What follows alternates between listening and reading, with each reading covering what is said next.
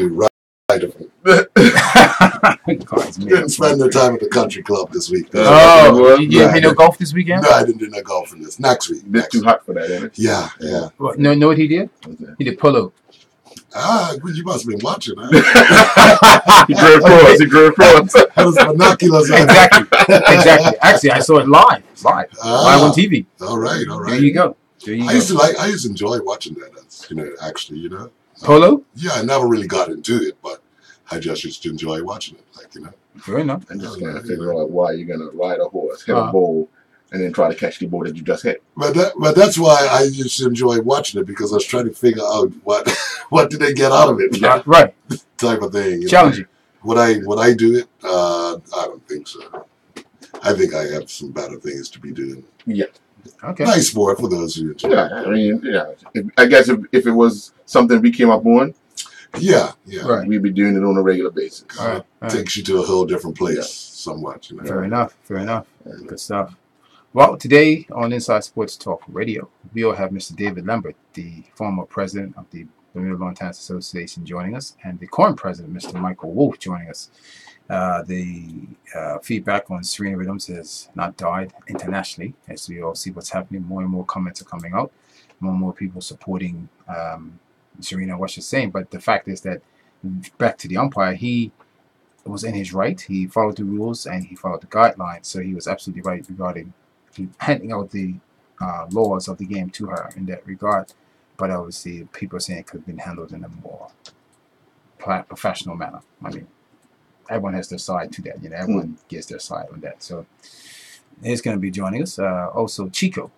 Chico was one of the first-time bodybuilders of 2018. He'll be joining us in studio, telling us what it takes to stay in shape and what he's doing in the off-season to prepare himself better for 2019, as he's looking to participate, I think, in the April Classic in Bermuda. And again, in the late summer, have another one in Bermuda, the bodybuilding competition. So he's going to be joining us in studio.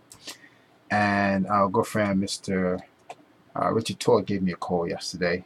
And Jack Cavazier is on island. So he wants to bring him in studio and talk about some upcoming things and share some interesting things and thoughts on the just concluded World Cup. Well, not just concluded, but a couple of months ago now.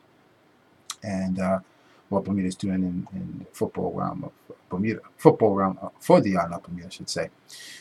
So other than that, I know you had a busy weekend. How did you be able to cope with that, all that covering of football and cricket and so forth? It's easy, man. Easy. Yeah, it's easy. Man. Easy peasy Japanese. Yeah, man. How was it, mate? Yeah, some people make it sound like it's a lot of stuff to do, but it's not. It's not. It was only, what was it, 8 sports on over the 2 days? Right. It's relatively easy, man. So what time you go down last night for sleep? I think it was just after 12, I think. Wow. Yeah. Okay. Late nights. Yeah. That's an early night for you? That's an early night? Yeah, run about the same time, generally. Damn. Depends on what's going on. I mean, we had football on, was it Thursday night, Wednesday night, one of those nights. So, game's not finishing until after 11, so by the time you finish everything, it's around 12. So, and I'm one of those type of people, you can't just get up and go to bed. No. You know what I mean? You gotta wind down, it takes a little time, so it is what it is, Okay, so, okay, fair enough. Have fun doing what you do, man. Oh, yeah. That's what they say. I was watching an NFL game yesterday, and you ever looked at the amount of bottles that the teams have on the side that the athletes drink when they come and have their timeouts and so forth, right? The players. So a roster, I think, is about 53 teams, but on a Sunday, I think it's up to 43 players or 42 players that are chosen. I'm assuming that's the home team that provides the drinks. Yeah. Right?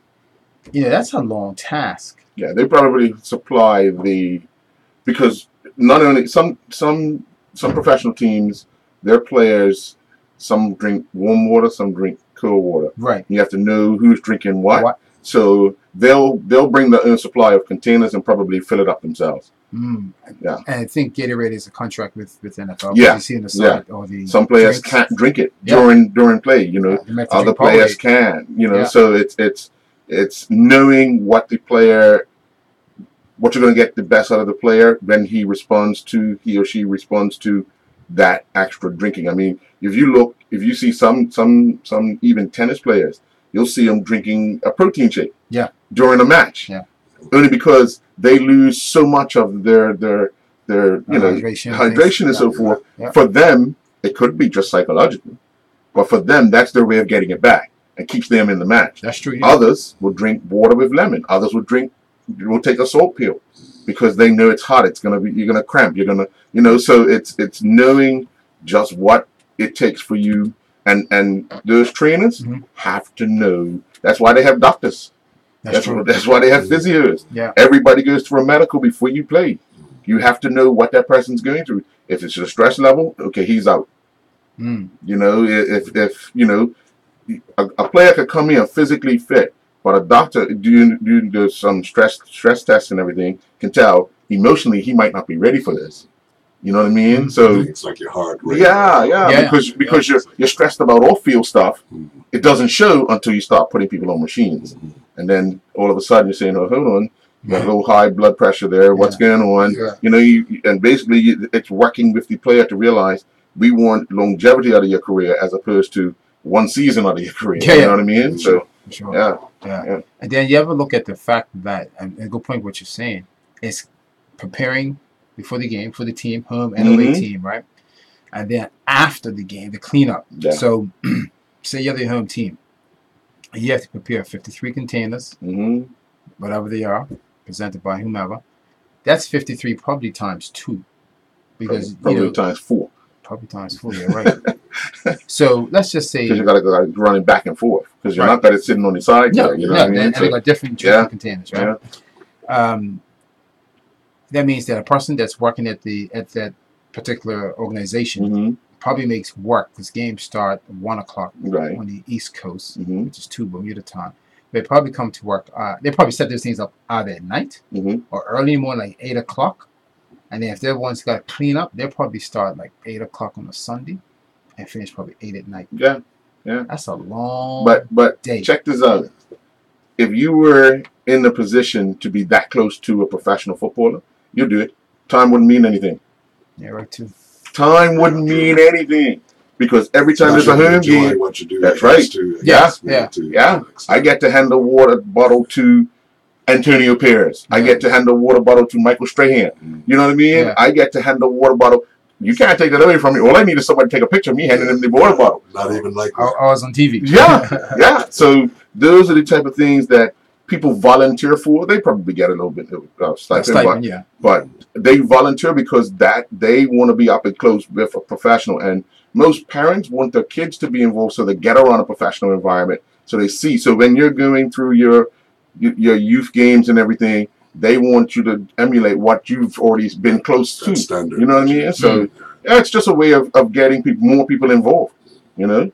Wow. That's just a long day, right? Yeah. You know how the players, they take the bottles, Throw they throw it down, right? Yeah. You're gonna go pick it up, put it back in. I think it's a basket of 6 or 8. I've seen them, right?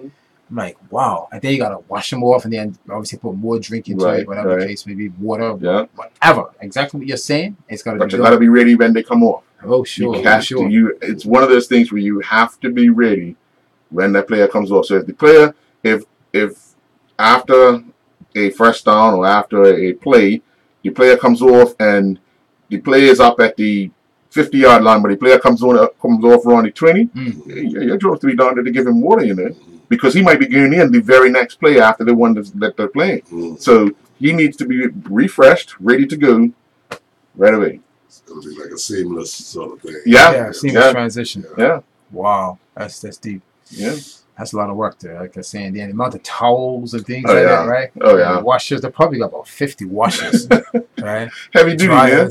Heavy duty. But it's a lot, yeah. Right? And I just started, looking at it yesterday. I was watching a couple of games, and I'm just like, this game, it's like, wow. Yeah, I'm watching another game, like, wow. That's you ever seen a production to put it on television? Oh yeah. When I was in university, right. As you know, CNN provided all our equipment and else at Clark Atlanta University, right? And so we did work for a production company. It's still in existence today. I can't remember the name. We did Georgia Tech games. Oh, okay. and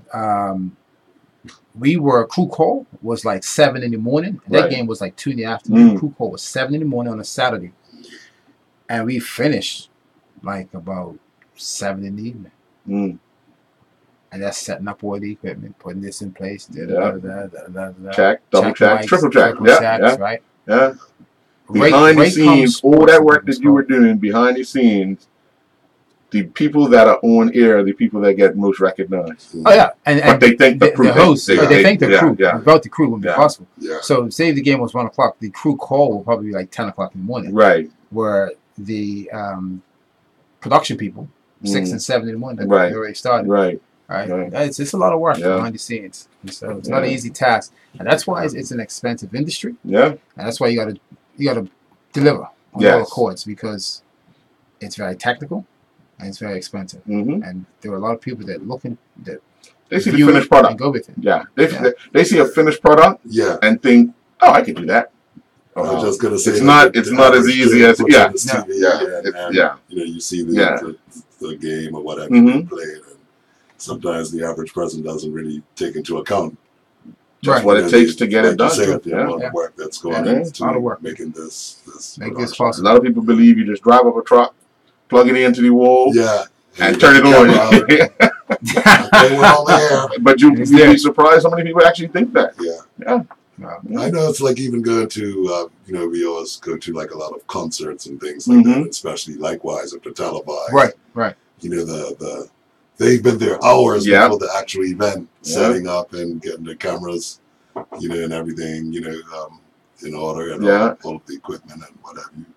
So yeah, it is. It's a lot that goes into Cool. Sure. making All right. these events. Well, Mhm. our first Bring it guest to has arrived, so let's take a commercial break, and we'll get them all suited up and ready for the broadcast. So let's take our first commercial break. We'll be back after this.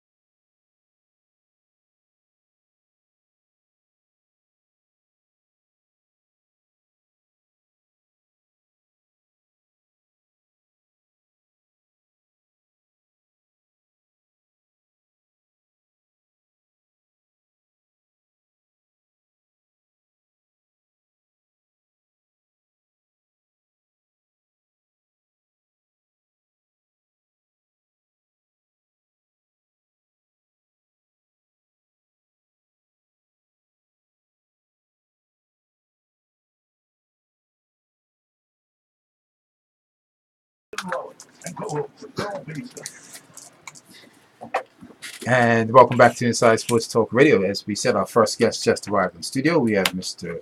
David Lambert, the former president of the Bermuda Lawn Tennis Association, and the current president, Mr. Michael Wolf, two distinguished gentlemen who know all about tennis. Of course, the talk has been about the Serena Williams fiasco that happened last week in the women's U.S. Open finals. And we just wanted some clarity. It's interesting enough, I had called David Lambert's name last week. Said, man, I wish David was here right now. He's probably at the U.S. Open. Now, what I find out later that evening, David Lambert's on the island. He just returned from the U.S. Open, but wasn't there in the final. Good afternoon to you, distinguished Thank gentlemen. you. How you Thank guys you. doing? Good afternoon. Thank you. Thanks for having us. David, you've been great friends, or I should say, you've been on the great friends with the U.S. people regarding the U.S. Open, from Mr. Dinkins, the former mayor of New York, and the current president, Katrina Adams. She's been to Bermuda on numerous occasions. That's correct. Both Mayor Dinkins and Katrina Adams have supported the Elbow Beach Celebrity Classic. That's right. Several times, several occasions, and having friends like they are always assist us in securing additional tennis stars if required. So they're very kind and very supportive of this event. But coming back to Serena, Serena is playing for more than just another title. She's playing for history. History in the making. That is correct. And we may never see another champion like Serena Williams in the next few decades. I mean, Probably so. if you look at the last 8 Grand Slams have been won by 8 different women. Right. And of her 6 finals, her last 6 finals, she's lost 4. She's lost 4, correct. Right. So and I was listening. We've all been doing research, knowing that we were coming on today. We won't have as many facts, and Mike's brought a lot of facts with him. But I was listening to Sloane Stephens just a couple of weeks ago, and she won the U.S. Open last year. Correct. And then struggled after that because of television interviews, potential endorsements. Correct. So it's, as you're saying, it's almost overwhelming. She's gotten to a stage where she's saying, "Don't call me anymore." Wow. It's so much going on. And remember, she got there by winning a Grand Slam. And last year. She didn't have a great year after that, a great summer. So what you're going to find with this young lady, Naomi Osaka, who, even though she won the title, she hasn't been mentioned as much as she should have been, because it's all been about Serena and this situation that we're talking about right now. Right. And as I said, because Serena, as she mentioned at the Wimbledon finals, I'm sorry I lost. I was trying to win this for all the working moms.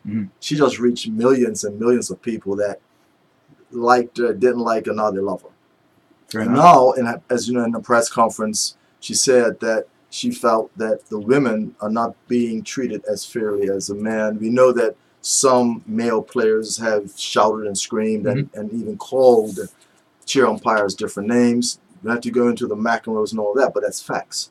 They didn't get the same type of warning, point, game, adios. You know, and it happens so much. And as Mike and I were just talking about, you're looking and you're seeing different opinions coming from different cheer umpires saying that it could have been. He did everything, as you and I mentioned earlier. He did everything by the book, but he could have eased back a bit. And as one cheer umpire was saying, was that he inflamed the situation, and that he had to interview this gentleman from Egypt, Somat, is a cheer umpire, and he had an interview with USA Today Sports on September 15th. So this is what's being mentioned by other cheer umpires. He didn't have to be so rigid, so hard.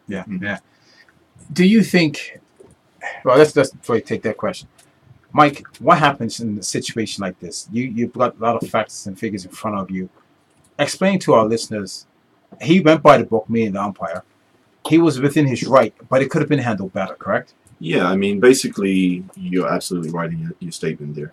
He went strictly by the book. And this umpire, Carlos Ramos, is actually known as what they call a rigid umpire. He goes by the book. When you look at the actual rules, and there are different rules for different tournaments, with regard to the Grand Slam, players are not allowed to be coached while they're on court. And the rule basically states that players should not receive any coaching during a match.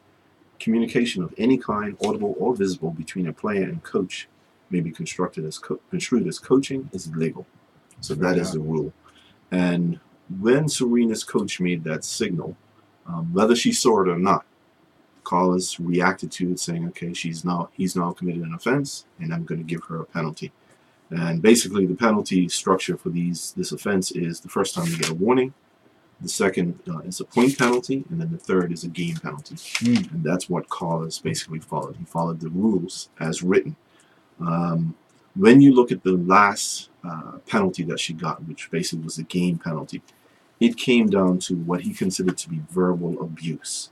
And the rule for that one is a player should not at any time, directly or indirectly, verbally abuse an official, opponent, sponsor, spectator, or any other person within the precincts of this tournament. And the key thing that you have to look at for that particular rule is when they talk about verbal abuse. It clearly states the verbal abuse rule is defined as a statement about an official, opponent, sponsor, spectator, or other person that implies dishonesty or is derogatory, insulting, or otherwise abusive. And the two key words that Serena said, he's a thief and he's a liar, which implies dishonesty. Now, like David said, could he have handled it differently? Certainly. There are instances where referees will give what they call a soft warning. So if they see a signal being made, and I'll say it right now, throughout the course of the tournament, as I was watching, there are several players receiving coaching. It happens across the board. So he perhaps could have given a soft warning at that time, rather than going immediately to the penalty, the warning penalty. What was the initial penalty? The initial penalty is just the warning. So you get a warning for the first one, and she was given the warning, and that caused her to react, and probably everyone saw her going to the chair and speaking to the umpire and whatnot. That was the first one. The second one was the penalty. When she threw the racket down, if she had just thrown the racket down, she probably would have been fine, but she literally destroyed the racket. So then she got the point penalty. The second or the third one was when she spoke to him, called him a thief or a liar. Right. That was the Then game. he exercised his authority to say, I'm going to give you a game penalty. So up until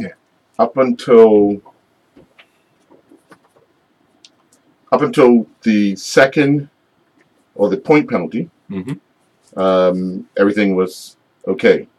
Everything was okay up until that point. Right. Then she took it to another level. Exactly. And I think this is where you're getting people separating sides. Yes. The game side and her emotion side are two different things. Absolutely. Her behavior, which is inexcusable, resulted in her losing the game point as opposed to the game itself. Correct. So she was in a position at the time, had she had won that particular game, she was back in it, kind of thing. And I think a lot of people who never watched tennis or have never been into the sport are getting into the emotion part of it, forgetting the rules part. And that's where a lot of people are targeting the chair umpire. Yes. And that is absolutely correct, because what we saw, I mean, I went out and played tennis the next morning with a group of guys, and the entire session that we had was focusing on that match.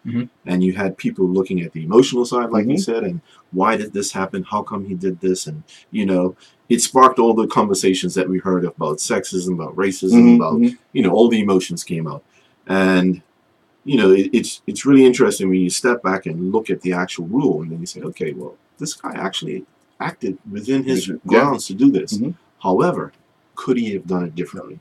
And that's the big question. Could he have anticipated her behaving like that? Well, I just want to say something because Ian, when you and I spoke last week, I was listening to you and Earl, your conversation, and Earl made a very good point. He said, if you like Serena, you're probably going to have an opinion.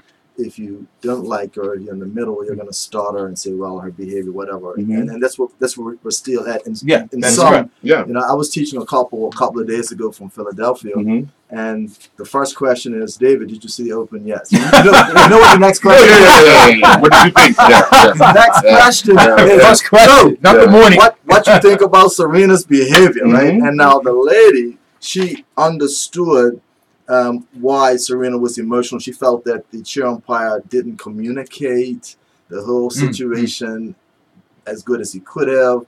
The gentleman didn't like her outfit. He didn't think that she behaved properly. So right there, you had two differences of opinions. And a lot came back to what you're saying. If you like Serena, you're going to think one way because it's still emotion. You've seen her grow up. You saw her win her first title when she was 17 years old at the U.S. Open. So a lot of people have emotions invested in Serena Williams. Right. We're still talking. I mean, not to cut you off, but you have a lot of companies have the lawyers debating it, saying, are we with this situation? So it hasn't gone away. But the behavior of Serena was not to be surprised, because what was it, 3 years ago? She had that outburst with the line judge. She had an outburst with the line judge. She's had an outburst with various people. Right. But with that being said, it still comes down to that emotional element and Right. how it's handled on the court. Right. And I think one thing that people are looking for here is fairness. You know, whether it's fair or not, what was done to her versus what was done to somebody else. Right. And I'll actually give you an example. In that same tournament, Nick Kyrgios, a very talented young Australian player, Mm-hmm. who, to use an Australian term, sometimes goes on a walkabout during Yes. matches. Yes. He was in a match against the French gentleman, Abert, and he was playing fairly good at the start, and then he kind of disappeared from the match. Mm-hmm. The umpire actually got off the chair, got down, spoke to him, and in essence says, hey, come on, let's go, start playing. Correct. He turned himself around and won the match. Now, that's coaching, in my view, and everyone else's view, Mhm. most people's view, I should Yes. say, right? Yes.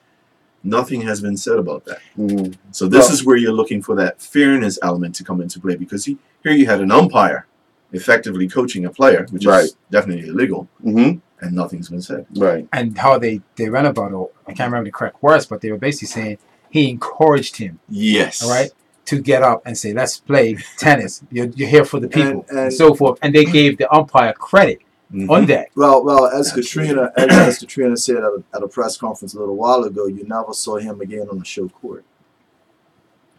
So with that He- said, No, he's gonna That was receive. a punishment. Right, for- right, yeah. no, I get And that. he I could get receive that. more. He could Right. receive more Mhm. because Roger Federer, who represents the man on the ATP tour, is saying that it was wrong and he won't do it again. So Mhm. that's not over yet. Right. Mhm. Right. Because all of the U.S. Open was busy. Yes. A lot happened. I mean, it was one of the first times I've ever seen a witness going to the U.S. Open, and the matches in the middle of the day were suspended because Yeah. of heat. Heat. Yeah.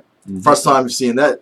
If It's I been, were, it's been threatening for some years. Yes, yes. But Yes. this year it actually It had to happened. happen. It Yeah. Right. and again, something that we have Mhm. to now study because the doctors go on and they say, well, wait a minute, it's 115 degrees on this court. It's dangerous. Right. Right. You know, so Right. that's so it's a lot of rules that are being enforced and studied. Let me ask you, David, have you had a chance to talk to the president, Katrina Adams. Adams, excuse me. No, but we've missed each other. Uh-huh. I will be speaking to her, if not today, tomorrow. Wow. But I have seen her. She's done a few interviews. Uh-huh.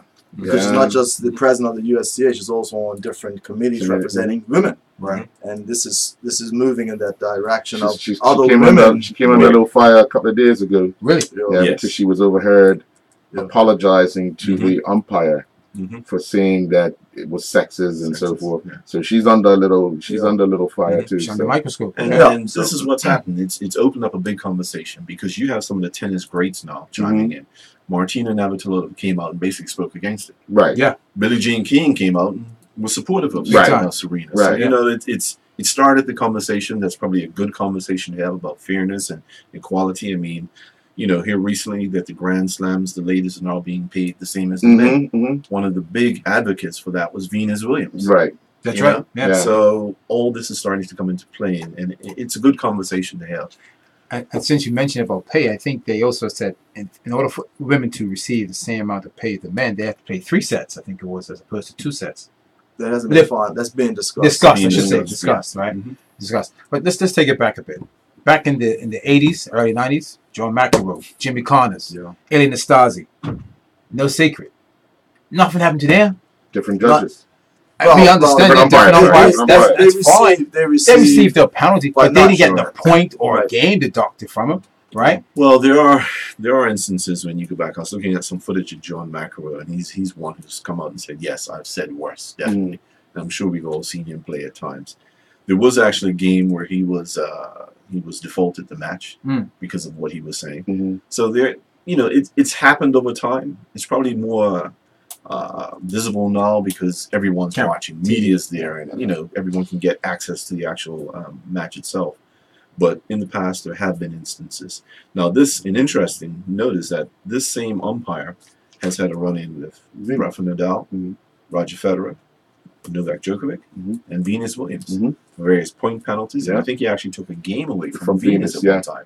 He did. So when they were saying that he's being a bit unfair, and you go back and look at the record, you start to see that he actually has a pattern of doing this, Mm. whether it's right or wrong. Right. And I'm not injecting my opinion here. I'm just Right. giving you the facts. But he has some history of doing this Mm. or conducting himself in this very rigid manner where this is what the rule book says and this is what I'm going to do versus maybe I could have said to Serena, hey, you know, if you keep it up, I'm going to give you a warning. Right. Now, Yeah. Mike represents Bermuda at the ITF AGM, Mhm. and we're pretty sure that this is going to be on the agenda next year, Definitely. and it's something to be discussed, because I think everyone still comes back to he could have communicated a little differently with Serena, because I'm not even sure if Serena heard everything that he was saying in the heat of the moment. Right, It's a right. loud stadium. Well, everybody heard everything she said. Yeah. But I don't think when he was talking to her, I don't think she understood everything. She was raging Yeah. by that time. Yeah. But see, and this is where even as an athlete, you have to know who you're dealing with. So don't just say. I mean, a lot of people just say the umpire could have handled it differently. She should have been able to, as a professional, handle it differently as well. Right, Only so- because you're not the same umpire as Wolf. Wolf won't be the same umpire as Ian, and Ian won't be the same umpire. So we could all be at the same game and have a different approach to a different situation each time. So whether you handle it one way and I handle it, it's not wrong the way I handle it and not wrong the way you handle it, you know. But you have to know who that person is. It's the same thing when you go into any sport.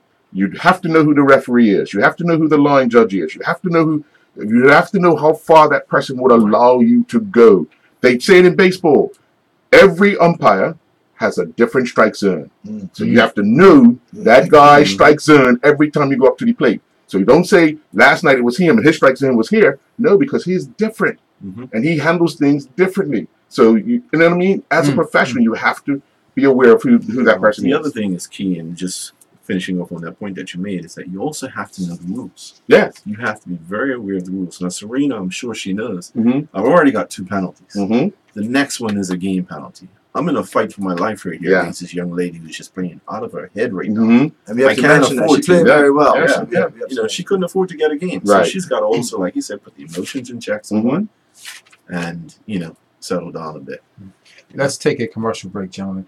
But before we go to the commercial break, just want to throw this out there. As you know, in some sports, when a referee or umpire or judge makes a decision, it can be overturned by an official if they appeal. In today's sports, they go back and they do that. In some sports, they do that, right? Just say, for Not example, during the game, though. well, let's use example. Yesterday's NFL game, the referee or the linesman said the ball's got to be marked here, Right. right? And so the team appeals it, and his wrong said to put the Yeah, ball that's back them here. putting in rules to allow that to happen. Right. So I'm saying, my point is this: with tennis, go down that road, something like this happens. That's why I'm asking. Think about it, and we'll take a commercial break and be back after this.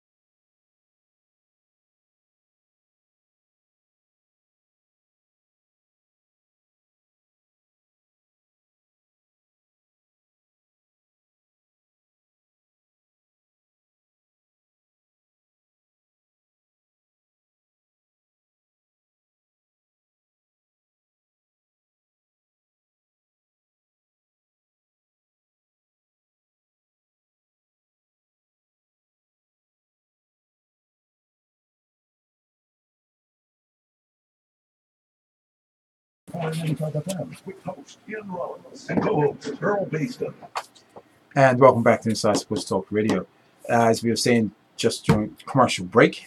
Mike here come up with an answer regarding the question I'd asked. Could that decision regarding the umpire be overturned going forward? We know that's not in place now for the Tennis Association regarding once the umpire has made a decision, he or she, that decision is made, it sticks. Where other sports can somewhat overturn it. Can you see that happening in tennis? Right. So, like you said, it's not in tennis right now, but what they do have in place for code violations when they get to the game point penalty level, the referee has the ability to consult basically with the tournament supervisors to determine whether or not additional penalties can be applied or if a default is warranted, where they actually end the match and give the match to the opponent. So they don't have anything in place right now, and I'm not sure if they're working on that, but they do have the ability, or the umpire has the ability, to consult with someone else just to make sure that he's going down the right path. In this case, it was the gentleman and the lady that came on court during this match. He could have consulted with them. Exactly. Okay. Okay. And that's why a lot of times you will see a player say, call the tournament supervisor. I want the supervisor to come out when they feel that they're being unfairly graded. Okay. Interesting. Dave, you supposed to say something? Sorry. I just wanted to mention that before Mike left, if he could talk a little bit about the 15th ITF Sure. tournament. Oh yeah. Sure. Oh yeah. I don't know how much time we have left, but I just wanted to. Sure, not a problem at all, man. Not a problem at all. One thing I did want to say just before I get into that is, even though there's no coaching allowed at the Grand Slams, there is coaching allowed in the WTA tournament, so the ladies professional level tournaments. You can have coaching. There are different rules for different tournaments, but you are allowed to assign a coach, and that coach can come on court once during each set for 90 seconds, and they can actually coach you.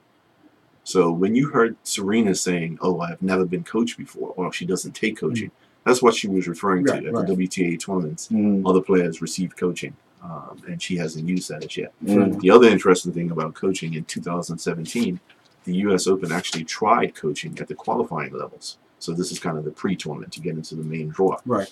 And they actually found that in the first day, 71% of the players use that coaching. In the second day, 82% of the players use that coaching. So this coaching question isn't just going to go away. It's going to come up, and there's a lot more conversation to be had around it. But then they also have to, when you get to the actual U.S. Open, you're playing with time constraints as well, and you could almost guarantee they're going to lower the amount of entries in because they're going to have to put in that gap of weather because you're racing to get a lot of games going over. I mean, some games are finishing 2 and 3 o'clock in the morning. But I don't think that the Grand Slams are allowing coaching. Right. The Grand Slams right now aren't allowing coaching. Right. But if they were to put that in, you're adding another. Well, no. What happens is the coaching is only allowed during the changeover. Right. So at the end of a game, when you change ends of the court, that's when you can come in and actually do the coaching. Right. So let's do a commercial break, basically. It's within the break of the game, the match itself. Okay. So it's still that same time constraint. Okay. And also, again, something that could be discussed next year, the ITF AGM, is no ad scoring. This being discussed again. Right. Again. Yeah. The no let meaning if a ball touches the net and bounces in, you have to play. You have to play. Again, it's being revisited. Speeding up the game. Right. So there's a lot that's being tabled for next year's ITF AGM. A lot of it, as Earl was just saying, time. Time. And yes, there were some matches finishing in the morning. Someone finished 3:30 Bermuda time. That was Nadal and That's right. Yeah. Because I saw the match start in New York when I got back in Bermuda. It was still on. That was 4 hours and 58 minutes, something like that. So, and you have some matches in other Grand Slams that have to stop and then start again the next morning. Day, So the numbers are going to have to reflect that, so you're not having. And you have, as you know, with the U.S. Open, that's the only Grand Slam that has a tiebreak in the 5th set. Right. Wimbledon, you had a match a couple of years ago. 18-16 in the 5th set. So that's also tough on the player. Right. Because he had to come back and play the next day. Right. Yeah. That happened this year at Wimbledon. Was it John Isner. John Isner in his match. So all that's being discussed now. Wow. But it's still up to the tournament to allow a tiebreaker to be played in the 5th set. Right. Yeah, I think Australia also has it yet to play it. So it's a lot to be discussed. Yeah. So there's going to be a lot of things happening Yep. in the tennis world in the off season. This is the off season now as they prepare, but Australians the first. Well, Australia's the Slam first Grand Slam, but there in are January. tournaments going on. They've Yeah. got the end of year tournaments in Singapore for the ladies and London for the men. Right. And then they have the next gen tournament for the younger players, Right. which is like an end of year tournament where the top 10 get invited to play off. Mhm. So it's still a lot of tennis left. The off season really is just like the month of December, so to speak. And a lot of players still, training and whatnot, getting ready for the Australian Open. And you have the Labor Challenge this weekend. Yeah. That's catching rhythm, and Right. it's turned out to be big. So Mhm. what's happening is there's so much demand on the top players, and there's a lot of, let's be honest, it's a lot of money. I was Right. about to say, that's what it boils That's- down to. is and money. most of them are Yeah. choosing. A Most lot of them are choosing according to the Those purse. schedules. Yeah. Absolutely. Person schedule. They make the schedule around the purse of the tournament. course. Yeah. Of course, Yeah. and everybody wants a big name. Yeah. Everybody wants Serena. Everybody wants Roger. Roger's still a Yeah. man. Oh, So jeez, if man. you say we have Serena Williams in the tournament, you just picked up a few more sponsors. Right. Because you always have that cocktail Mhm, party, mhm. players party. Mhm. That's when the sponsors get the picture taken next to these Yeah. players. So you put Serena's picture on the wall and say, oh, yes, I saw Serena last year. That Right. makes a big difference. Wow. Wow. That's why, and you always have sponsors want to be a part of it. Mhm. I hope you guys not be able to. Hope you guys be able to stay with us Okay. a little Yes. longer. Yeah, Sure. because we have to take a break right Sure. now and do a newscast. We're gonna take our commercial break, and then everybody gonna let you slide in and rip the news, and then we can come back and talk about the event ITF. ITF here. Okay, and wonderful. then we can wrap up. So let's take our commercial break, then go to news. We'll be back about 7 minutes past 1.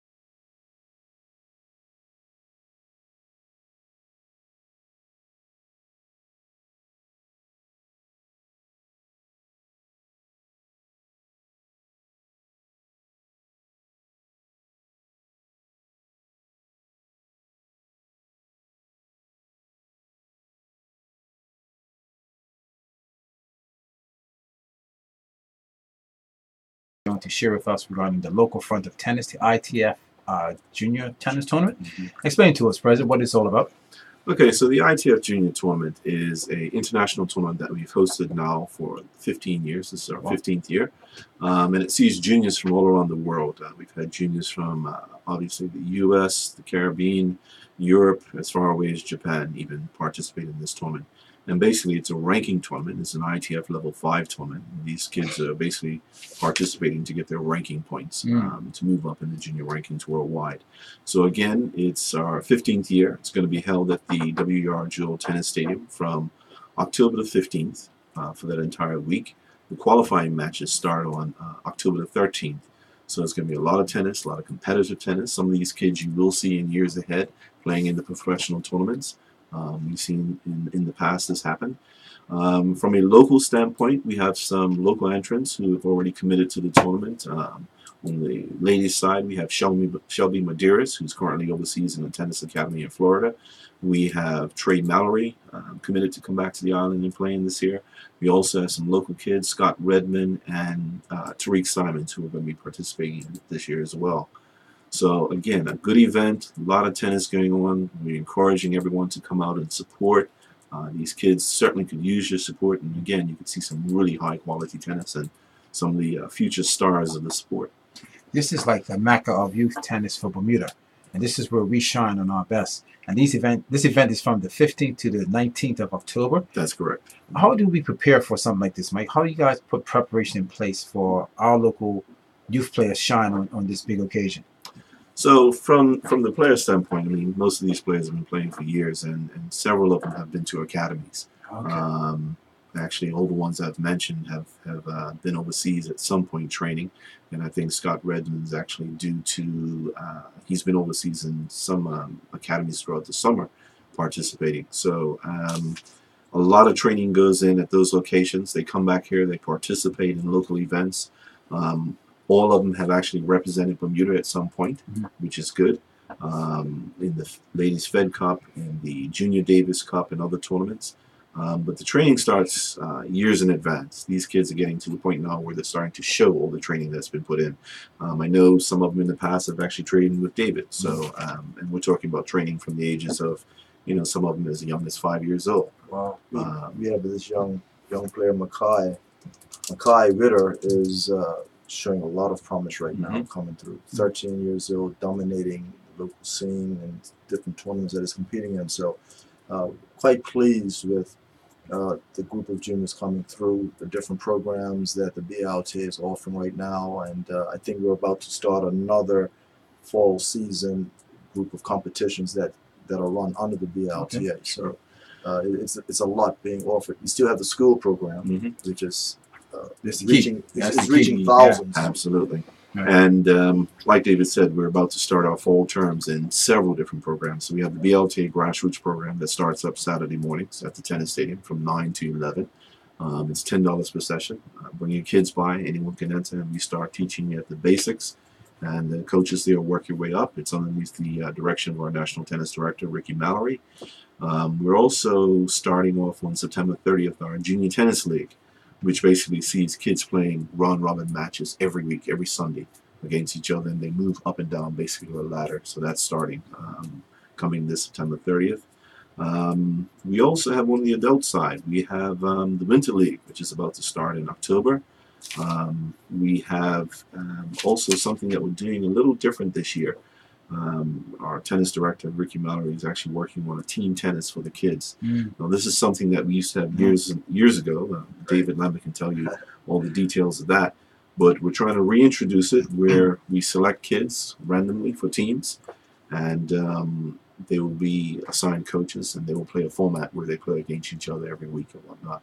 So it's just something to get the kids going again, get them into tennis, and hopefully keep growing the game so that in years years to come, we could be in our 25th ITF, and we'll see some of these juniors playing in that tournament. So, just trying to continue it as we go forward. Well, gentlemen, keep up the good work. I know you guys have all Bermuda's heart with regarding tennis. You guys put in a lot of time, a lot of effort, and the work is being rewarded. Mr. Lambert, I've been in tennis for years. Yep. Mike, all your life. Yep. You guys are doing a good job. Keep it up, mate. Keep it up. Thank you. And hopefully we can give you some coverage from the 15th to the 19th of this event. And I'd like to have you guys back on prior to leaving this tournament. Give us more updates. And Mike knows at the Pro Registry we have a big meeting next week. We're going to be talking about the next Celebrity Classic coming up. Oh, wow. And I didn't mention this to you earlier, Ian, but you and Earl, we're going to have you down as two of our celebrities. So I know I haven't seen Earl Beers and play tennis, but there's a rumor going around that he's quite talented. So, yes, right. That's right. So we're going to slip you guys. Slip us in. Okay. I know we got to speak to your agent first and find out the appearance fee and all of that. We'll make it very minimal. Guys, there will be an umpire. Watch his behavior. I'm sure you can probably see him umpire from right? Fly man. After you hear my performance come next week Saturday, you wouldn't want me to play. Oh, wow. Okay. But thanks for having me. Thanks. Not a problem. Thank Appreciate the time. Let me take a commercial break and we have our next guest join us. We'll be back after this. Thank you, gentlemen. Appreciate that.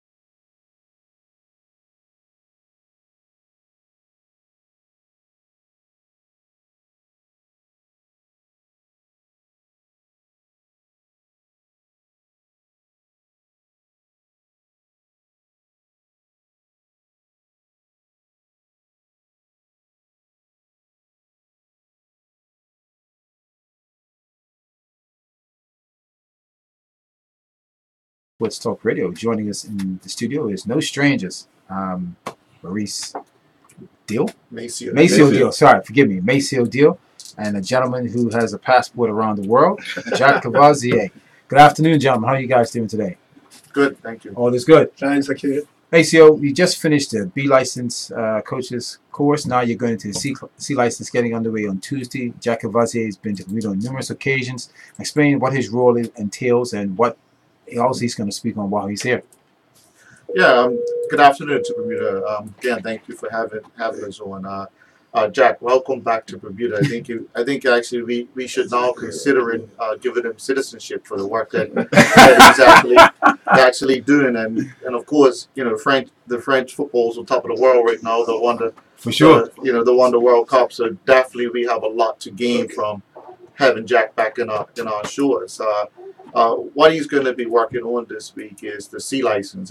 As Bermuda knows, the BFA is now going to making sure that everybody, all the coaches that are participating in football are qualified, and the Bermuda Football Coaching Association is the ones that's been facilitating the courses. And Jack comes in and facilitates the C license, and also he was very instrumental in us being able to have the B license here, and the coaches going off to Scotland to get the B license. So Jack's done a lot of wonderful work for us Bermudians as we journey to improve our football. So definitely citizenship should be. We might be able to talk to the government to see if give you citizenship here in Bermuda, and so we can continue to benefit from the work that you're doing. But welcome back to the Thank you very much, and congratulations on France and their World Cup. Thank you. In fact, I started in 2006, so in fact it is now 13 years that I'm coming to Bermuda. And I can see the evolution, because when I arrived, no one single coach had a certification. Right. And now we have more than 250 coaches with a C license. We will get something like 40 coaches with a B license. It will be compulsory to have a B license in every club. It will be compulsory for any team to have a coach with a license. So imagine for the parents, for the youth, to have this guy providing better coaching. Right. It's also something important. So it's a very long process, and it's always a massive pleasure for me to come, because I know so many people now. I'm in the street, hello Jack. And like Maceo and some others, I also something that is very beneficial is the coach educators. So Maceo, Derek Stay Play, of course, Richard Todd, Scott Morton, and so many others. That they help me on the pitch, and they coach the coaches, and I coach them. You understand? So I have two missions. The first is to develop the guys, to help them to be more comfortable with a group of young lads on the pitch, and also to develop the coach educators, who for 90% of them came with me to France to visit Clairefontaine and the academies and so on. We already did that 4 or 5 times. Obviously, when you say you started in 2016 or 2006, did you see it evolving to what it is today? Because we've now got, what you got, like 90 something C license current. So up to, I think Jack said about 200 now. 200 C. 200 C. 200. When obviously when you were first introduced to Bermuda, you were saying, okay, we have X amount of footballers, we have X amount of teams. To have that many people qualified at a level which it helps to help the game itself. Did you see it going as fast as it is? To be honest, there are several objectives when you are a coach. So it means the effect is you won't be able to win the World Cup in the coming years. You understand? Right. So the idea is to improve for the best senior team, under 19, 17, the Caribbean, to be more competitive for the boys, the women in the Caribbean. That is one objective. The second objective is to help clubs to develop, to have a better level for the Premier League. But there is a third one for me that is as important as the two first objective, is just the educational aspect. It means I was very surprised when I came to Bermuda to see so many boys with only the mother or in a difficult situation, and for me, I insist a lot on that. You can tell us. Just be educators before being coaches. So I want people to be on time. That is for me very harsh. Well, respect the coaches, respect everything, respect the balls, do your job, play for the team. And you cannot imagine what you are giving to a boy when you have this discipline. Because unfortunately, I don't have anything against the women. But when you see a young lad with only the mother is going to school, it is also the teacher is a woman. It doesn't have a single man in his environment to say, hey, you know, because the man when he's talking is not the same. Right. You need both. So I ask the coaches to have that behavior in order to develop them as men and not only as players. And that is a key point, and we are very strict on that. And it is something you cannot measure, you know. But it is part of education, and when you do that, you have the same role than the Minister of Education. You have the same role than the teachers. Another question, obviously, although we're getting all these coaches educated to be students of the game and teach the game, how important is it for the coach to have a good support team around him or her to ensure that they stay on task and they have someone to bounce things off? You know, the problem is, if I don't have any diploma and I will have a team, you know that everybody knows everything about football. Yes, yes. Yes, without a doubt. Especially in Bermuda. Okay. Oh, yeah. You didn't have to go for 5 minutes, maybe. but it is the same all over the world. Yeah. Be sure. No, I joke a little bit because each time I'm here, I'm going to Robin Hood or Flanagan's. I am watching every game I can. Yeah. So I just listen and I laugh because there is a coaches. And, first of all, Bermuda has a fantastic football culture because people love football, and a big number of people have a very good knowledge about football. Yeah. Very good knowledge. The others, so. But if I have a diploma, you want to talk with me, can tell you, I will have some ideas to develop. Right. You say, Jack, why that? I will give you the answers. So normally, I must have a background and some information, and in order to convince you that what I'm doing is right. So in fact, by doing that, I will say my credibility is far better than before. Yes, okay. So I feel today that the coaches have more credibility. Yesterday I was at the game at PHC, you know, very nice atmosphere. PHC was so. They scored 3 goals, but on set pieces. When I will see Scott, I'll say, hey, Scott, why do you have 70% of possession and you can only score on set pieces? There is something wrong. No, I joke. He will agree with me. Right. So, you know, but just to show you that, and nobody was saying anything bad against Scott or the coach. So that I like. Because you must prove that you have the quality, the capacity, and you are working hard to you have your diplomas. They went to Scotland. They made a big effort. It was a matter of money. It was a matter of time. And go talk with him. We're talking just with Messier before. We have the same analysis about Brazil, about Belgium, about France. So it's nice. Right. And just on that question about support team, and now this is where us locals come in. You know, we've been open to learn from people that have done things on the world stage. Obviously, you know, if you look at Jacques' history working with the likes of Henri, you know, and things of that nature, he also was helpful in us bringing Gerard Houllier that came in. So the connection that we're making to the world and learning how to implement. So it's one thing that we're getting qualified. Now, how do we learn how to implement? And a big thing that he brought up as, okay, we're talking about, okay, we've got a diploma, but how do we raise these boys into men? We know socially what's happening in Bermuda. We know those things. And from our perspective, is football is an avenue to be able to grow people that be productive in society.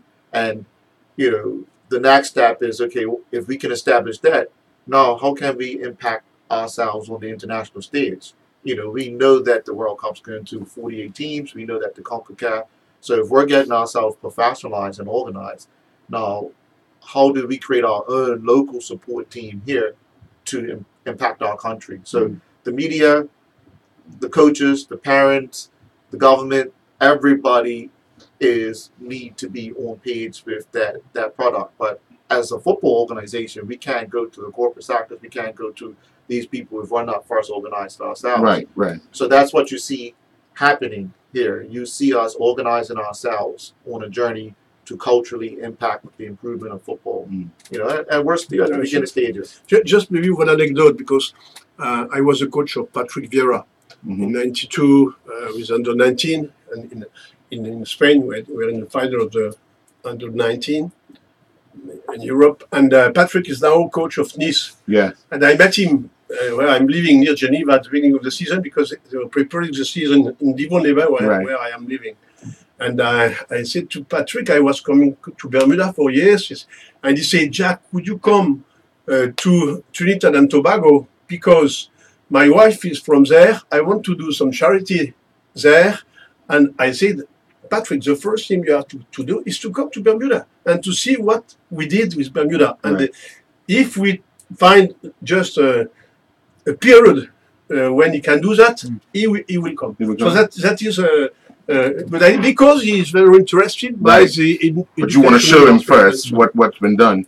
Yeah. And another one, another guy I definitely want to welcome here is Arsene Wenger.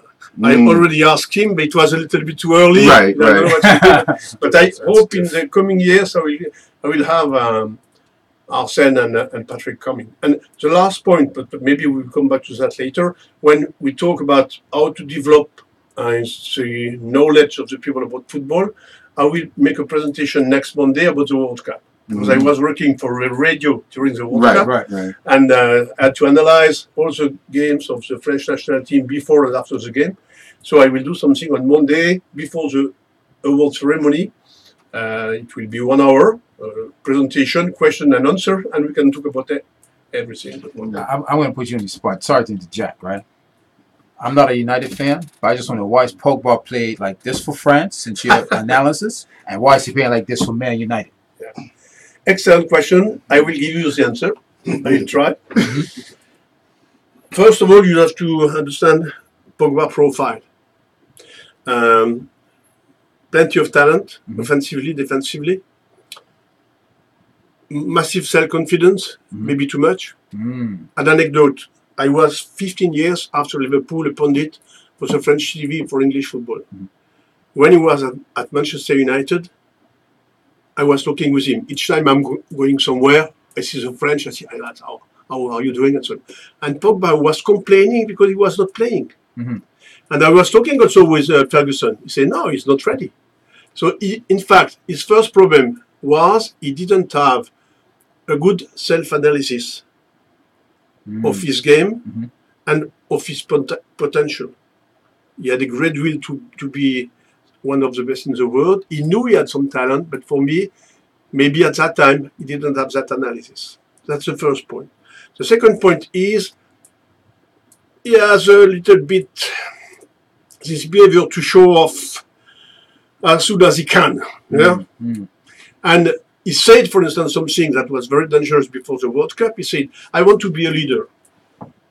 Oh, I would be, the coach would say, you want to be a leader? That's interesting.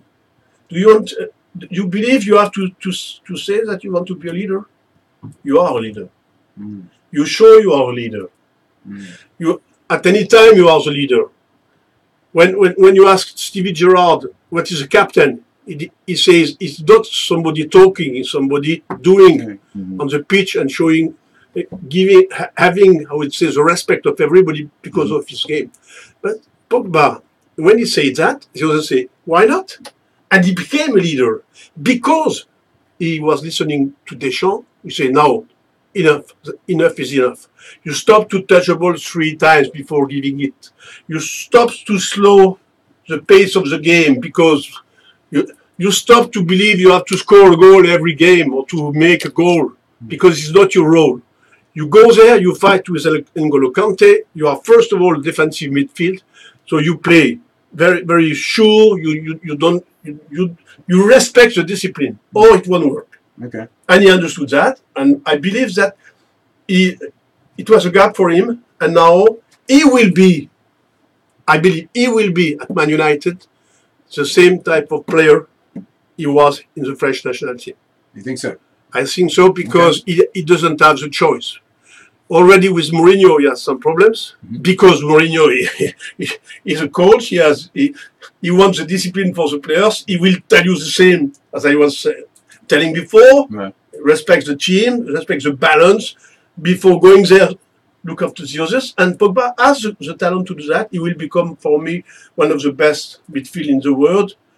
Because now it is a little bit late to change when you are 27, but better late than ever. Yeah. Mm-hmm. Okay. Fair enough. You answered my question. Sorry. I No, had to ask no. that. That's a pretty good way of analyzing. Analyzing. I think that's what people were saying about Paul Pogba, excuse me.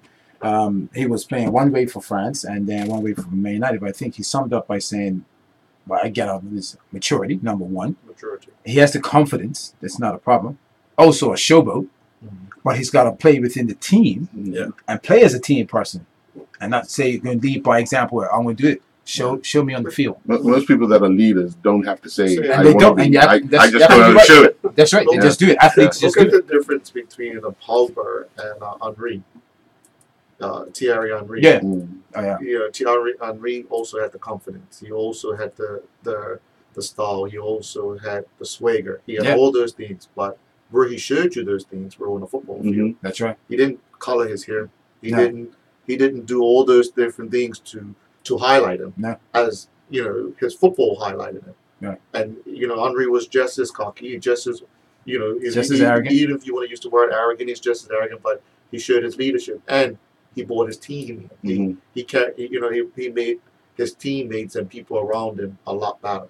So you could see that difference. And the word, I think the key word here, as we speak of Pogba, is maturity. Yeah. You know, and if you look at Deschamps as a person, you know, he's a disciplinarian. You know, you're going to have to be disciplined. And same thing that if you look at Mourinho, you know, you're going to have to have some discipline. And if you can have that discipline, all those things you want to show is going to come out. So it's safe to say then that at the age of 27, Paul Pogba is still not mature enough. Yeah. But maturity can still happen. It can. Maturity Right. can still happen. You know, and it seems that it's slowly something that's happening for him. Right. You know. My final question would be, when you look at a place like Bermuda, comparing it to what we would consider the teams that were in the World Cup, the big nations, how much different are they in the learning curve of coaching aspect? The problem is at several levels.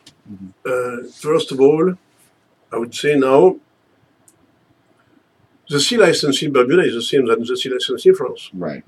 So I suppose that you can provide the same quality to the boys here than in France. The concern would be for me here, some things I am talking about for the last 13 years. How is it possible to be at the same level than France, for instance, where in the professional club, a lad who is 15 is training 5 times a week, playing once a week, so it means 6 times a week, around 10 months or 10 months per year, 9 months. And Bermuda, it will be 2 training sessions, 3 maximum for 6 months. So my concern was to make the diploma compulsory, and the second idea, I repeat every time, please extend the season, please extend the season. So I know with cricket how it is working. I respect cricket, so we have the system that England had at the beginning of the century. So, and here's the problem is the pitches, because if you have a cricket club and they have their own pitch and football club has their own pitch, you can sort that out, you know. So for me, it's a matter of quantity and organization. That will be, because you have talents everywhere. Right. You know? And here you have some boys with a real talent. What is also the difference is the environment, because here life is too nice.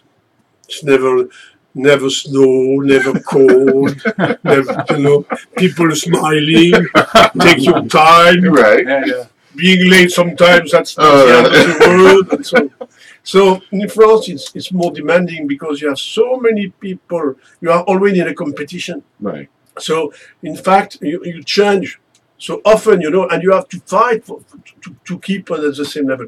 When I was a coach of the national team under 19 in 2000, I won the competition with Mexes, Cissé, that group. I changed 50% of the team who was in the semi-final of the under 16. I get rid of 50% of the guys. Wow. Why? Because those guys, they won. They were in the semi-final. And so they were believing they were strong. And I brought new guys, and I this one is better than this one, out. So in fact, every year, except if you are Thierry Henry or Mbappe, Right. Mbappe no risk for Mbappe. Yeah. But Mbappe will be the first in training every day. Yeah. We work harder than the others, typical of the talent of the stars. Okay. Cool. Any final comments, John, before we wrap up? Yeah, I mean, for us as Bermudians, it's a lot of pieces to the puzzle for us to figure out how to improve our product and improve our football. Yeah. This is coaching education is one of the biggest piece. Jack spoke on the improvements of facilities. It also spoke on extending the football. You can see that with Kenny's tournament that Kenny and Andrew collaborating together, extending the football year. So it's a lot of pieces for us to be able to improve ourselves. One of the biggest pieces for us as Bermudians is exposing ourselves. You see Jack sit here talking, the travels that he's had over the world being exposed.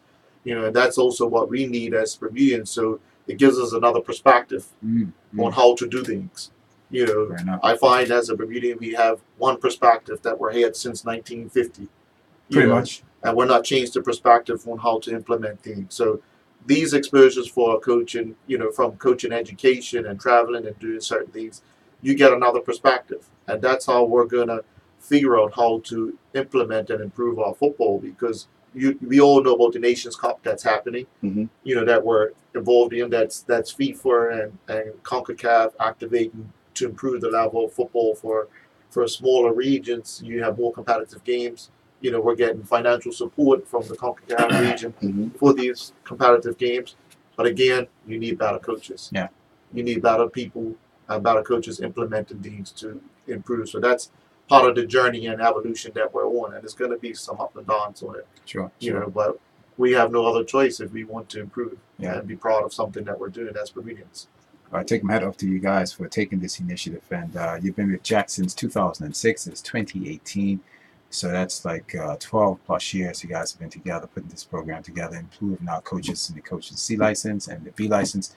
One thing that you did say that you want to extend the football, as we all know, we have a number, and even in your time, in Earl's time, a number of two-sport athletes. So that's going to be a challenge right there. There are players who play football, who play cricket, and do other sports. So you're going to have to weed that situation out as well. Thank you very much for joining us Inside Sports Talk Radio, gentlemen. We wish you all the best. Jack, thanks you. Not a problem. Welcome you back, and you're here till next week. So all the best going forward. Keep us abreast on what's happening. Sure. All right. Thank you, guys. Not a problem. Enjoy the rest of the afternoon. We'll have more guests join us. We'll take a commercial break. We'll be back after this.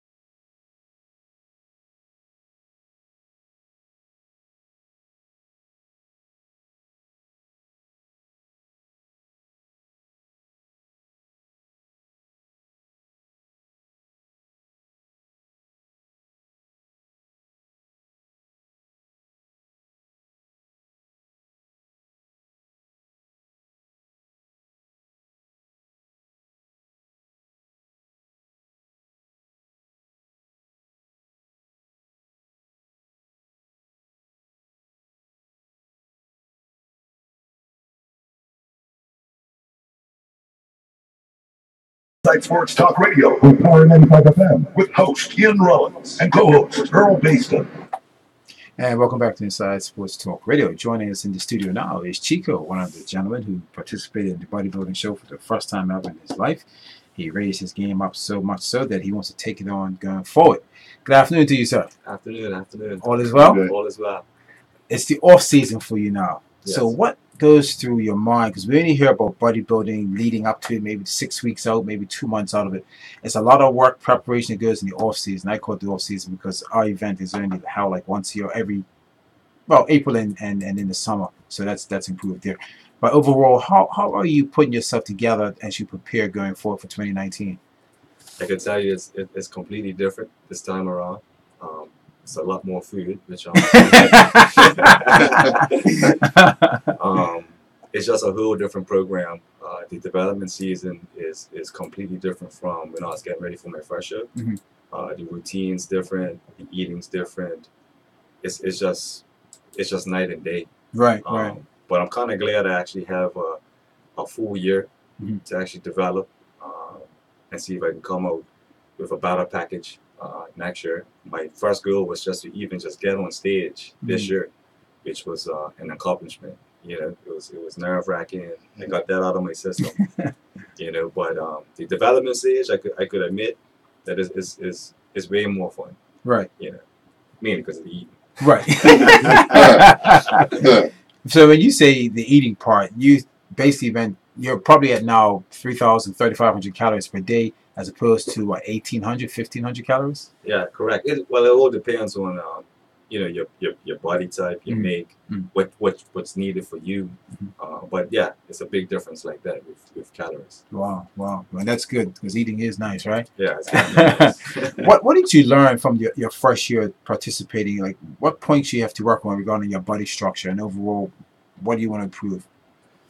So talking with my coach, I feel post-mortem of the show, we came together and we came up with a plan. Some weaknesses, like my shoulders, my back, upper chest. So he's built a program to actually enhance those parts for the next show. So yeah, it's a science to it. It's definitely a science to it. Right. But you know, a whole year, hopefully it's a nice package that comes out. Do you have a better understanding now when you heard about athletes participating? They say it takes maybe 1, 2, or even 3 years to get where you need to be. Absolutely. Now you understand it, obviously, by being in it in your first year and then seeing what is done in the off season, as you said, more eating structure where you got to improve on, and just the commitment. Commitment's not an easy task, and that task commitment comes with not just the eating, but the training, the sleep, and putting your time into the gym. You're in the gym, I think, 7 days a week right now. 6. Yeah.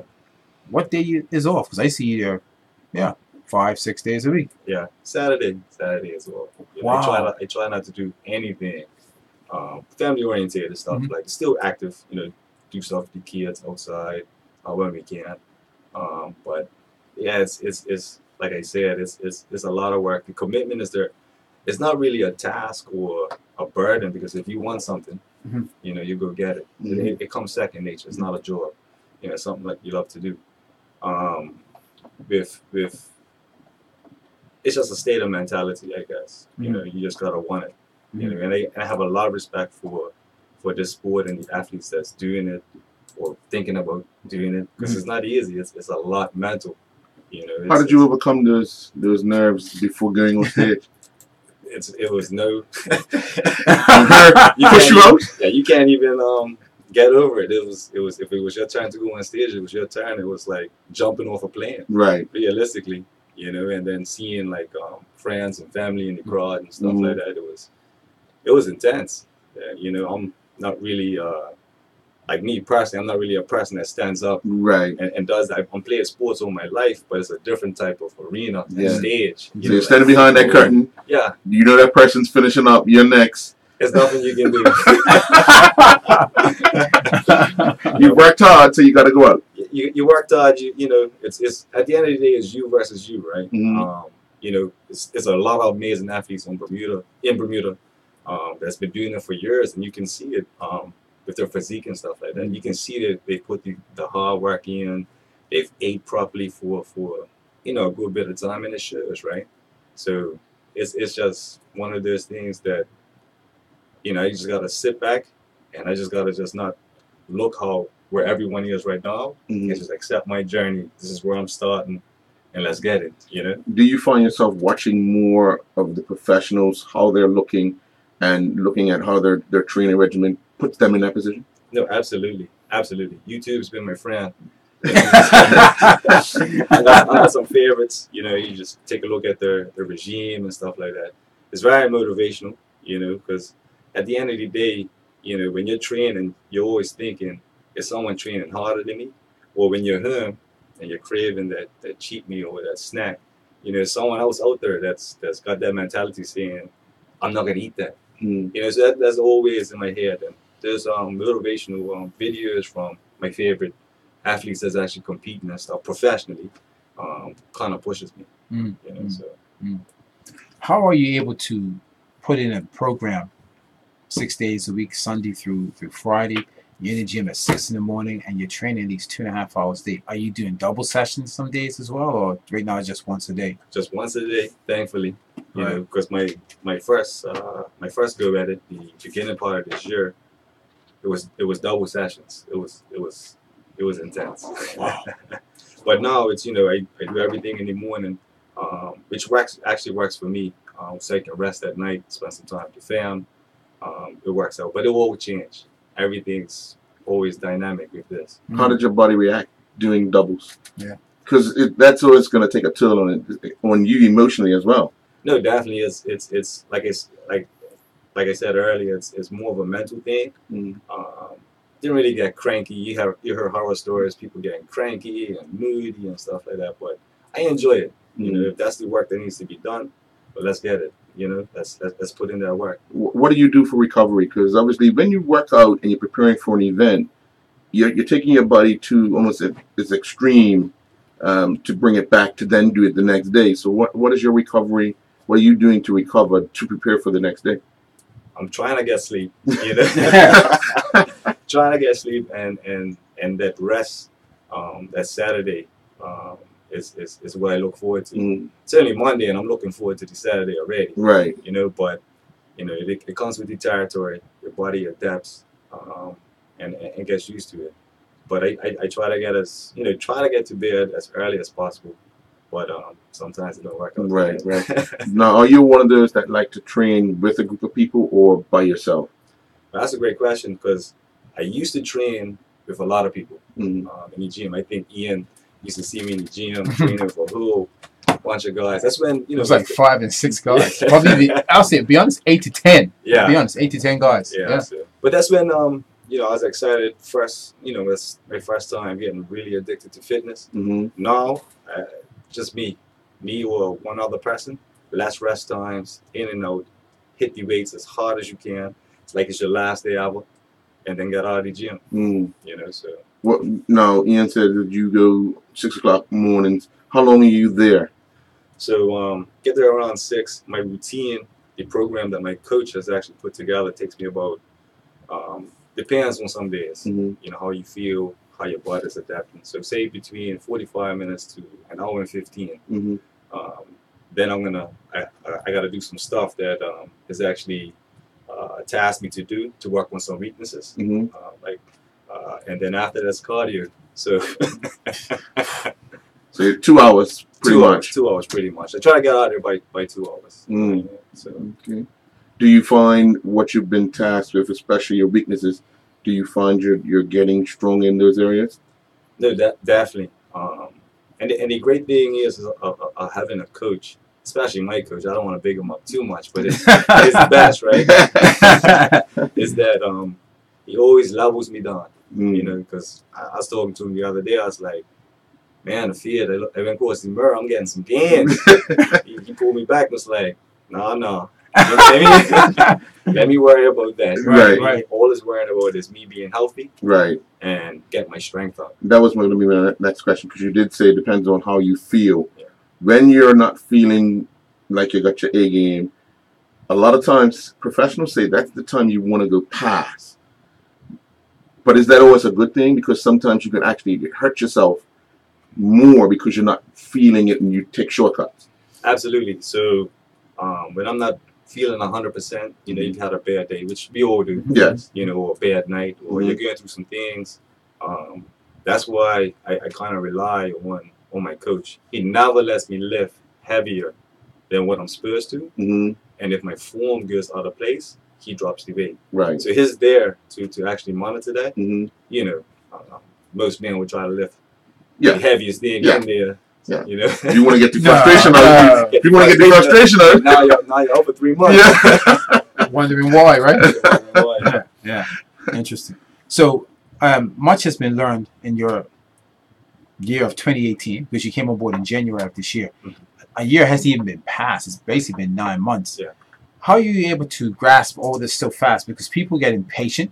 They get their results, or they go on stage for the first time and they've been told, no, you place 3rd or 4th. And they say, you know what? I'm in great shape. I need to be where I am. This is where I'm at. And in actual fact, the person or person that's coaching, the persons that are coaching them are saying we need to take it to this level. In your case, you've taken it in and said, you know what? I'm looking for improvements. How are you able to take that in just 9 months? I guess it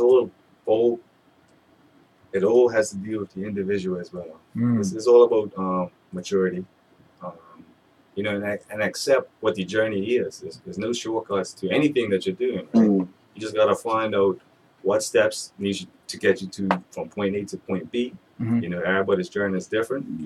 You know, and just know that there's no shortcuts. You know, and I've accepted that with everything in life. You know, there's no shortcuts. So. Just real quick before we wrap up with you, Chico. You said you're back up to maybe 3,500 calories a day. What's that, 4 or 5 meals a day? That's about 5 meals a day. Grocery bills up a little high now, isn't it? No, Cara's Kitchen is taking care of me. Okay, that's good there. That's good. Yeah. That's good. Any final comments you want to add that we did not ask? No, I'm just looking forward to 2019. Just, you know, small victories every day for the bigger goal. Right. And see if I come back out in 2019 with a better package. Well, I'll tell you what, it's September 17th, 2018. I'd like to have you back here in January. Of course. All right. Definitely. 2 years, 4 months later from now.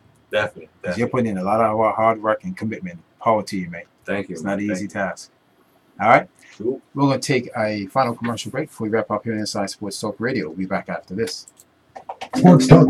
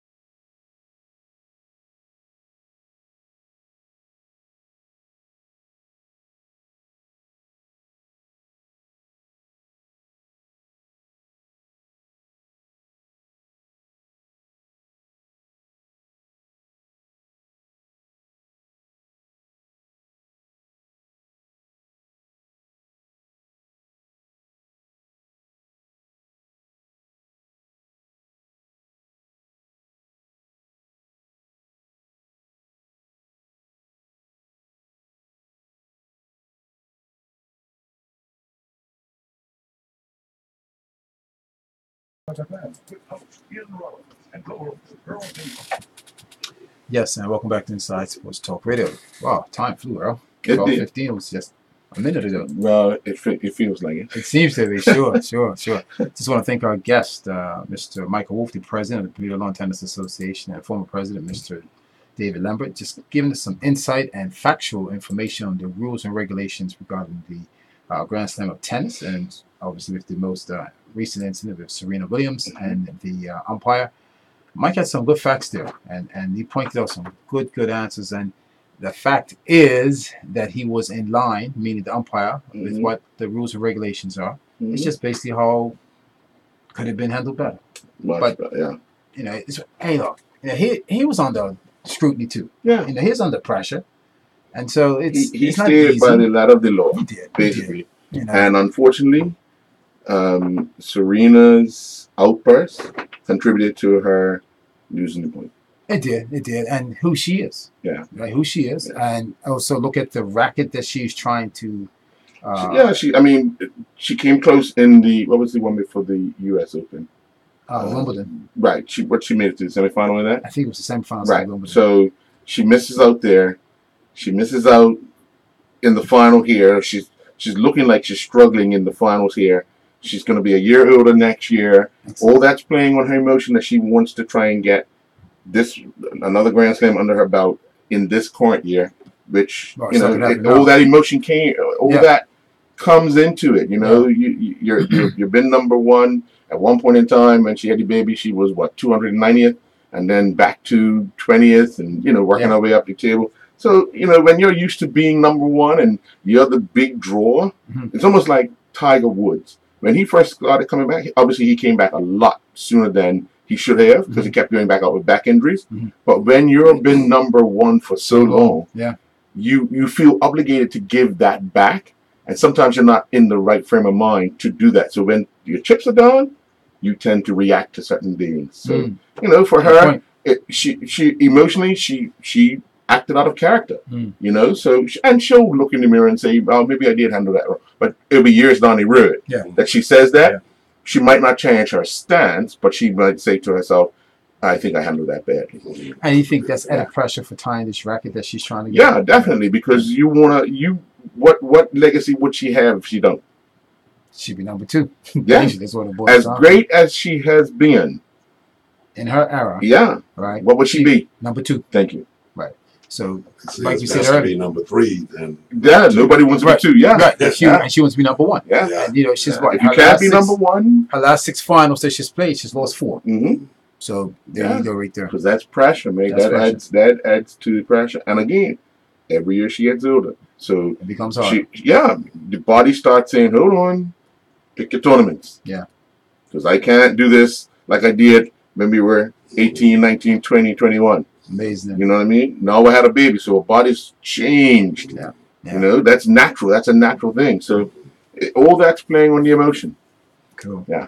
Also, still in tennis, the Bermuda Youth Tennis Tournament that's going to be happening in October, from October 15th to the 19th at the WER Jewel Stadium. Various countries will be participating. And of course, Michael Wolf and Dave Lemon will be back on Inside Sports Talk Radio just discuss more about that on the upcoming event. So that's next month. And it should be a good tournament. It's been running for 15 years now. Yeah. Wow, it's amazing. I want to thank those two gentlemen joining us. And of course, our great friend Jack Cavazier and Macy O'Deal came in and gave insight on the coaching courses in Bermuda regarding coaching license B and C. And over 200 plus C license, the C license, and 40 plus with the B license. And Jack said, hey, he's a lot of talent in Bermuda. He likes it when people holler out to him now that he's well known and give him that passport, Yeah. But we've made strides in Bermuda, and credit must be given to Maceo and his team, making sure that the Bermuda fraternity of football coaches become certified. Yeah. And it's recognized around the world. So a man like Jack Cavazier, who's come in and given the courses, credit to them and credit to the BFA on that. And it's been in place since 2006. So credit to both of them on that. And then, of course, finally, I made Chico, who participated in the Bodybuilding Federation show this year for the first time ever. Which you mentioned, started out with 10 guys. He used to work out with 10 guys. Right. Thought he knew it all. He said, let me go see what it's like. A whole different concept. He's taking it in. He's understanding the science behind it. It's a lot of work needs to be done, a lot of commitment. But the good part is he enjoys his eating. That's good.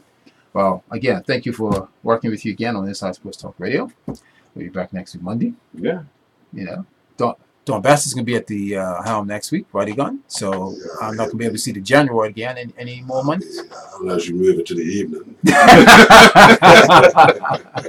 And now you can go back to the country club midday.